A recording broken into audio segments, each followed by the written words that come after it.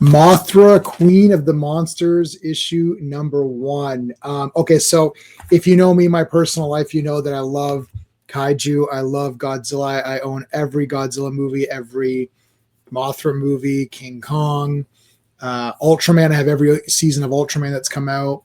Who else is there? Who am I missing? I feel like I'm missing someone big. Anyway, Gamera, all the Gamera movies, best editions of every one of these movies, best versions, whatever. Mothra might be my favorite, which is completely outrageous to say this, but I don't know. I love the first film. I love the Rebirth series. This actually has some callbacks to that. I don't know what it is about Mothra. She looks cool to me.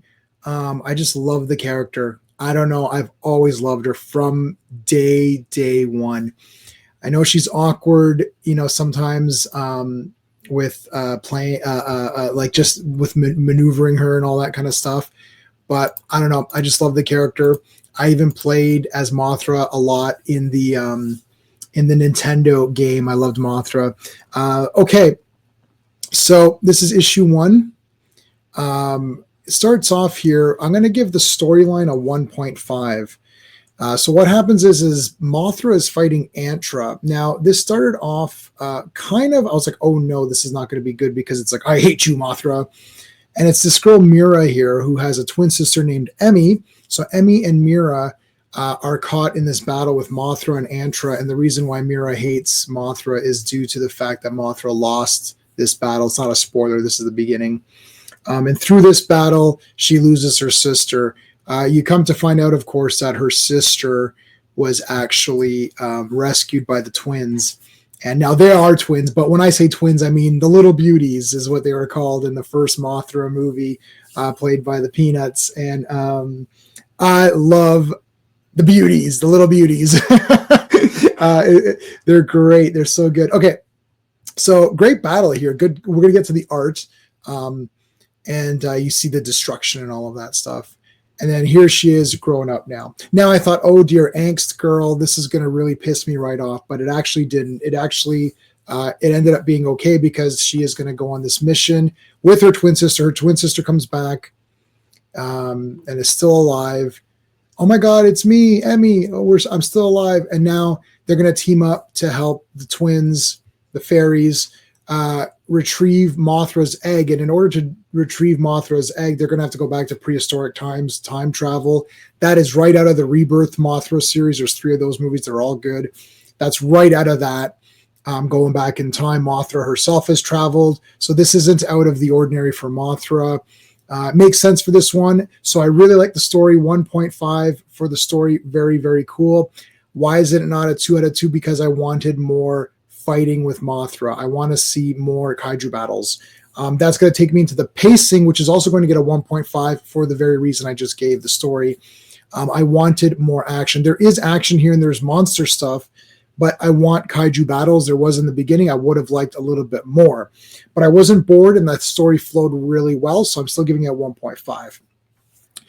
The art, I actually really like this art. I think I'm going to give it a 2.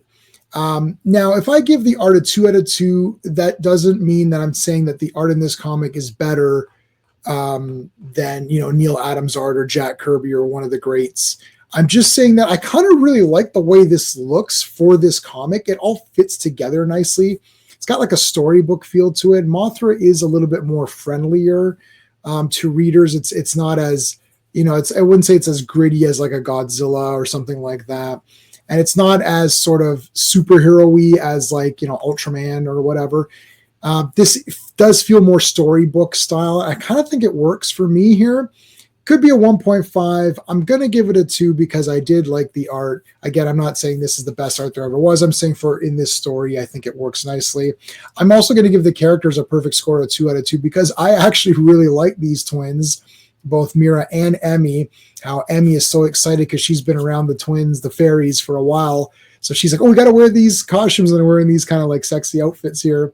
And she's like, why are we wearing these outfits? Like, it's like, that's part of the uniform. You're supposed to wear it. Where's I'm trying to get to the outfits here. Yeah, here. She's like, why am I wearing this? Like, because that's part of the outfit. Let's go. I love the fairies. The twins are good. There's a little bit of a twist, which I'm not going to show you in this one. So yeah, Mothra, of course, I love Mothra. Mothra does lose from time to time in battles, therefore she always has an egg standing by. In this case, there was no egg standing by, so now we got to go back in time. Enjoyment factor 1.5. I actually really enjoyed this comic. I thought it was really neat. I'm definitely keeping it on the pull for sure. I don't know. I really like Mothra. 8.5 out of 10 for this comic. Very good. Let me know your thoughts on Mothra, Kaiju, this comic if you got it. What do you think about it?